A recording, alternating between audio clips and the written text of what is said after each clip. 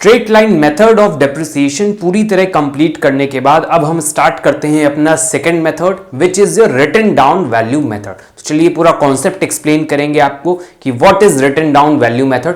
पूरी थ्योरी यहां पे हम कवर कर देंगे आपको, जिसमें merits, demerits, meaning and all the things. चलिए स्टार्ट करते हैं what is written down value method. First of all there are other names also for written down value method which are reducing installment method or diminishing balance method. This method is also termed as reducing installment method or diminishing balance method. Simple से two names हैं, आपको याद होने चाहिए. Next, in this method, the value of assets goes on diminishing year after year. Diminishing मतलब उसकी value जो है decrease होती जा रही है हर साल. कोई भी asset है, डिमिनिशिंग का मतलब, डेप्रिसिएशन का मतलब ही है कि वैल्यू डिक्रीज होगी हर साल। लेकिन यहां डिफरेंस क्या है, स्ट्रेट लाइन में भी वैल्यू डिक्रीज हो रही थी, स्ट्रेट लाइन और इसमें डिफरेंस क्या है ये भी हम देख लेंगे। अब goes on decreasing year after year, diminishing year after year, the amount of depreciation charged every year also goes on decreasing. Asset की वैल्यू तो डिक्रीज होगी ही, साथ ही साथ जो डेप्रिसिएशन हम चार्ज करेंगे वो भी वैल्यू डिक्रीज होगी। स्ट्रेट लाइन में क्या करते थे, एक वैल्यू डिसाइड कर लेते थे, 5000 डेप्रिसिएशन लगना है एक साल का, तो हर साल वही वैल्यू हम चार्ज करते जाते थे। लेकिन यहां पर ऐसा नहीं बोला, इन्होंने क्या बोला, the amount of depreciation charge every year also goes on declining. वो डेप्रिसिएशन जो हम चार्ज करेंगे वो भी डिक्लाइन होता जाएगा हर साल। स्ट्रेट लाइन में 5000 अगर एक साल का आया है तो हर साल 5000 ही लगेगा, वो डिक्लाइन नहीं होगा, स्टेबल रहेगा। तो यहां और उन दोनों में क्या डिफरेंस है कि यहां पे वैल्यू डिक्रीज होती जाएगी और वहां पर एक स्टेबल वैल्यू रहेगी। चलिए आगे देखते हैं क्या है। ये कॉन्सेप्ट तो क्लियर हो गया होगा कि डेप्रिसिएशन जो है डिक्रीज होता जाएगा। कैसे होगा वो एक प्रैक्टिकल क्वेश्चन में आपको बताएंगे। बुक वैल्यू की मीनिंग एक और जान लेते हैं कि एक बुक वैल्यू टर्म होता है, उसकी मीनिंग क्या होती है। It is that part of original cost of asset which has not been depreciated so far.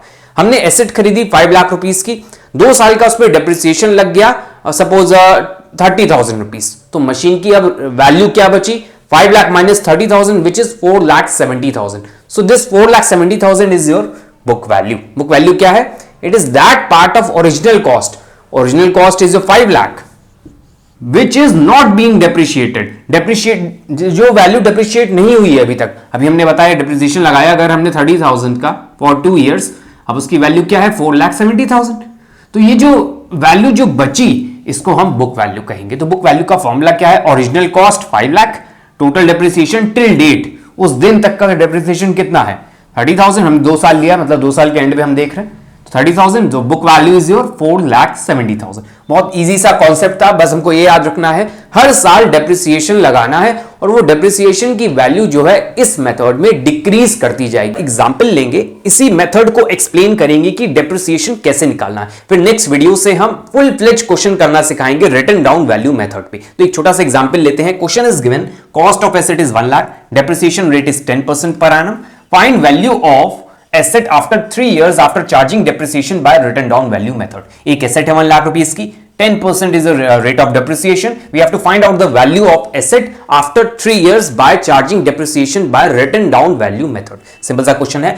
Depreciation कैसे लगाते हैं आपको पता ही है, 1 ईयर मशीन की वैल्यू 1 लाख की है और डेप्रिसिएशन का रेट है 10%, तो फर्स्ट ईयर का डेप्रिसिएशन 10,000 आ गया।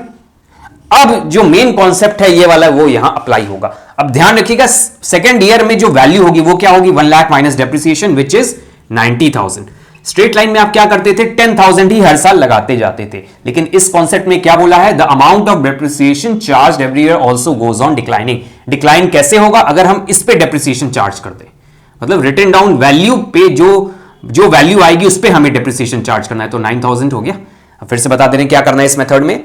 जो डेप्रिसिएशन चार्ज करके फर्स्ट ईयर के बाद जो बैलेंस बचा 90,000 एसेट का, अब हमें उस पे डेप्रिसिएशन चार्ज करना है, ना कि जो फर्स्ट ओरिजिनल कॉस्ट है उस पे। यहां ओरिजिनल कॉस्ट मेथड नहीं लगाना है, रिटन डाउन लगाना है। तो रिटन डाउन वैल्यू क्या है 90,000, इस पे हमें डेप्रिसिएशन चार्ज करना है। अब मशीन की वैल्यू क्या हो गई 90,000 माइनस 9,000 विच इज 81,000। अब 81,000 पे डेप्रिसिएशन चार्ज होगा 10%, तो इसका 10% 8100।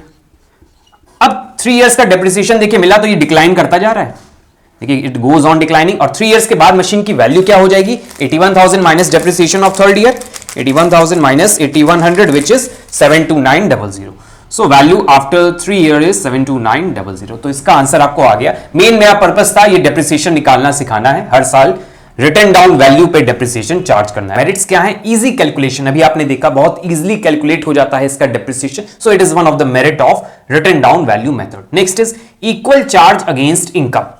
देखिए हर साल जो हम डेप्रिसिएशन चार्ज करेंगे वो डिक्रीज होता चला जाएगा। जो भी डेप्रिसिएशन आएगा वो प्रॉफिट एंड लॉस अकाउंट के डेबिट में दिखाया जाएगा, क्योंकि एक इनडायरेक्ट एक्सपेंस है। और लेटर ईयर्स में जब मशीन ओल्ड हो जाएगी तो डेप्रिसिएशन भी कम होता चला जाएगा। तो ज्यादा जो इक्वल चार्ज आएगा हमारा इनकम के अगेंस्ट में वो ज्यादा नहीं होगा।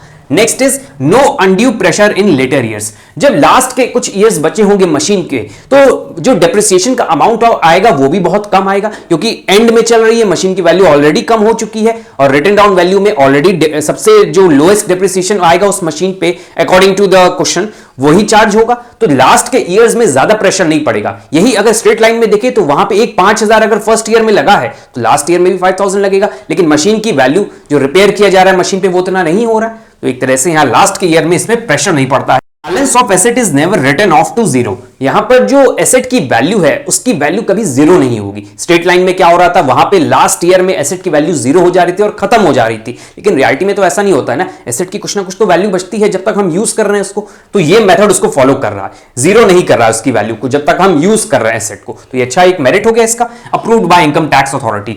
इनकम टैक्स में अगर हम अपना फाइल करेंगे, अपना जो भी इसका रिटर्न आएगा, फर्म का जो रिटर्न आएगा उसको फाइल करेंगे तो वो बोलेगी आप रिटर्न डाउन वैल्यू मेथड से बना के लाइए अपने जो भी एक्सपेंसेस आप दिखा रहे हैं डेप्रिसिएशन की। स्ट्रेट लाइन से दिखाएंगे तो वो कैंसिल कर देगा, फिर से बनाने बोलेगा।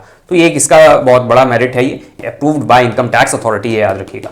आते हैं मेरिट्स का फर्स्ट पॉइंट है assets can not be written off completely. इस मेथड में एसेट की वैल्यू जीरो कभी नहीं होगी। क्यों नहीं होगी? क्योंकि हम रिटन डाउन वैल्यू पे डेप्रिसिएशन लगा रहे हैं, जो वैल्यू बच रही है उस पर डेप्रिसिएशन लगा रहे हैं। तो यहां कभी भी जीरो नहीं होने वाली वैल्यू। तो ये इसका डीमेरिट है। अगर मशीन ओल्ड हो गई, ऑब्सोलीट हो गई और यूज भी नहीं कर रहे हैं तब भी हम डेप्रिसिएशन चार्ज कर रहे हैं, तो ये गलत है ना ये, कि मशीन की वैल्यू को जीरो नहीं कर रहा है, डेप्रिसिएशन चार्ज करवाते ही जा रहा है।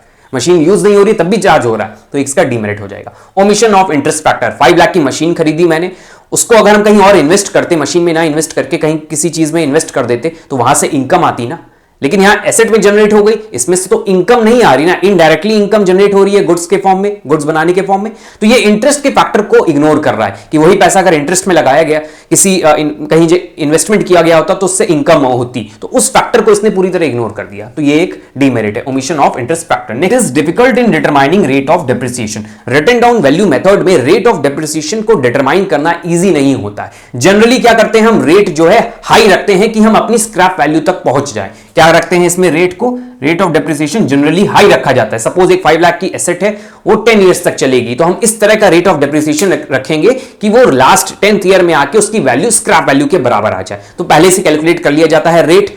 तो रेट निकालना डिफिकल्ट है ना, कि पहले से आप डिसाइड, पहले से ऐसी कैलकुलेशन करके चेक कर लें कि 10th ईयर में जाके इस रेट के अकॉर्डिंग एसेट स्क्रैप वैल्यू के बराबर आएगी कि नहीं, तो वो रेट डिटरमाइन करना डिफिकल्ट होता है। तो जनरली हाई रखा जाता है। Last is knowledge of original cost and up to date depreciation is not possible.